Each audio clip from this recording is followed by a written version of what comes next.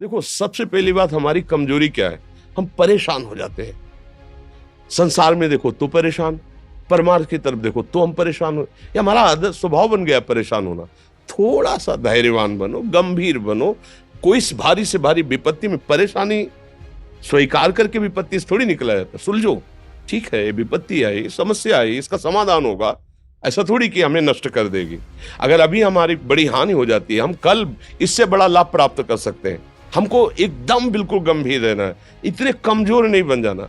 अब वो गए तो क्या होगा, अब वो वस्तु गई तो क्या, पद गया तो क्या होगा। प्रयास किया था, ये पद मिला था, इससे बड़ा पद प्राप्त करूंगा, मैं इससे बड़ा महान बनूंगा। ठीक है, एक बार गिर गया, गलती हो गई, दंड भोगूंगा, फिर इससे ज्यादा संयम में रहूंगा। बिल्कुल, मतलब एकदम फ्रेश दिमाग रखना चाहिए। और अपने लोग क्या है, जरा सी बात में एकदम पछड़ा कर लेते हैं, एकदम कमजोर हो जाते हैं। ये बिल्कुल ठीक नहीं है। हम जीवन भर की यात्रा की बात कह रहे हैं, भारी से भारी कष्ट में भी मुस्कुराना, तो हमें बल मिला है, हमें भगवान की कृपा का दर्शन हुआ है, हमें उनका दुलार दिखाई दिया है। अगर ऐसे तो भाग जाते, फिर परमार्थ में थोड़ी चलना होता है। आज जो आप सुन करके लाभ लेने की चेष्टा कर रहे हो ना, ये केवल प्रवचन नहीं है, ये जीवन है। अगर ये जिए ना होते ना, तो ये इसका प्रभाव नहीं पड़ता, फिर वाणी का प्रभाव नहीं पड़ता। हम इसीलिए कहते हैं, जैसे आप लोग एकदम परेशान हो जाते हैं, जब बोलो क्या हमसे ज्यादा परेशानी होगी? दोनों किडनी खराब, दवाई लाने के लिए पैसे नहीं, पानी रखा है हम उठ के पी नहीं सकते, भीषण शरीर में कष्ट, भीषण बुखार, क्योंकि किडनी फेल, जरा में बुखार, खाने को क्या, रोटी मांग के लाओ। अगर वहां सब्जी मिलती है तो लाल मिर्च ऐसी पड़ के मिलती थी कि वो पा नहीं सकते थे। आप सोचो, पानी लाना है तो मुझे लाना है, पीना है तो मुझे पीना है। अगर मैं हारता तो कहां पहुंच जाता, क्या स्थिति होती? नहीं, मरना है, पर कदम पीछे। कोई दिन ऐसा नहीं जिस दिन सेवा ना की हो, जिस दिन सेवा ना गए हो। गुरु जी की सेवा में जाना है, पहले अपने को स्वस्थ साबित करना है, नहीं वो सेवा नहीं लेंगे। तुम बीमार हो, तुम कष्ट में हो, ऐसे उनकी दृष्टि परेशान थी। सेवा की, आके लेट गए। फिर हिम्मत की, अपनी श्री जी की सेवा की, मधुकरी नहीं गए, 3-4 दिन भोजन नहीं गए, पर सेवा नहीं छोड़ा, दिनचर्या नहीं छोड़ी। और उसका प्रधान कारण संयम, ब्रह्मचर्य, भगवत आश्रय, नाम जप, कभी हारने नहीं दिया। अभी भी थोड़ी देर बाद डायलिसिस शुरू हुआ। हारने, आपको हारे हुए नजर आ रहे हैं? शरीर में पीड़ा है, किडनी फेल है, ऐसा थोड़ा हम स्वस्थ बैठे हैं। पीड़ा है, बार बार प्यास लगती है, थोड़ा थोड़ा पानी मिलता है, लेकिन हम आनंदित हैं, हम प्रसन्न हैं। हम लड़ाई में हारे नहीं हैं, ना हारेंगे। हम जीत चुके हैं, हम अपने मालिक के भरोसे में अपना सब बात। तो वो, ये हम अपनी बड़ाई नहीं बता रहे, हम आपको बता रहे समस्या। सोचो, तुम्हारे पास तो माँ है, भाई है, बहन है, परिवार है, कोई ना कोई तो है ना। मेरा किसी ने कभी जीवन में ध्यान भी नहीं दिया। क्यों? बचपन से बाबा जी बन गए, किसी से प्यार नहीं, किसी से संबंध नहीं, कोई जानकारी नहीं, हम कहाँ हैं, वो कहाँ है, किसी से कोई मतलब नहीं। अच्छा, जवान साधु कौन श्रद्धा करे? कभी गांव जाने की हिम्मत नहीं पड़ती कि रोटी मांग ले, पता नहीं लोग क्या सोचेंगे, क्या भावना कर ले। हम दरवाजे पे खड़े हैं, क्या कैसी भाव, जो हमारे सामने आकाश वृत्ति से आया यौवन अवस्था में, वही पाया, अन्यथा भूखे रह गए।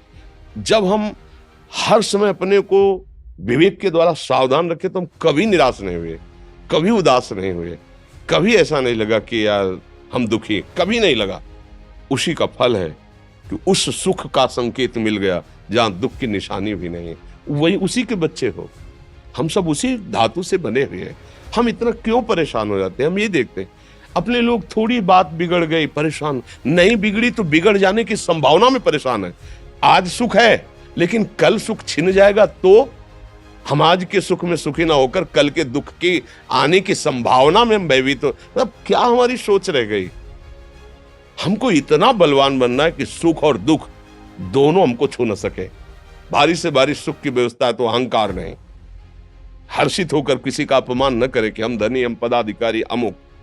भारी से भारी दुख आया तो हमें किसी के सहयोग की जरूरत नहीं, हम फिर अपने कदम बढ़ाएंगे, हम फिर जुड़ी हुई अपनी भावनाओं को सजाएंगे।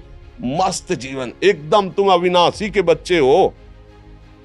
शेर का बच्चा भेड़ों के बीच में फंसकर म्यों म्यों बोल रहा है, बस अगर दहाड़ना सीख जाए तो कोई भी उसे परास्त नहीं कर सकता।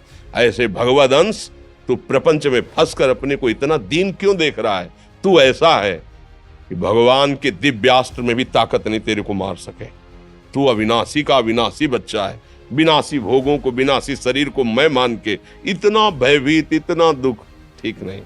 ये सबके लिए, केवल एक के लिए नहीं। आप समझो, आप लोग सोचते हैं हम गृहस्थ होकर भला ऐसी स्थिति कैसे। जनक जी सुखदेव जी के गुरु हैं और राजा हैं, महल है, रानियां हैं, नौकर है, चाकर। क्या सुखदेव जी जिनके शरीर में लंगोटी भी नहीं है, दिगंबर, परमहंस, परमहंस के गुरु हैं जनक जी जो राजा हैं।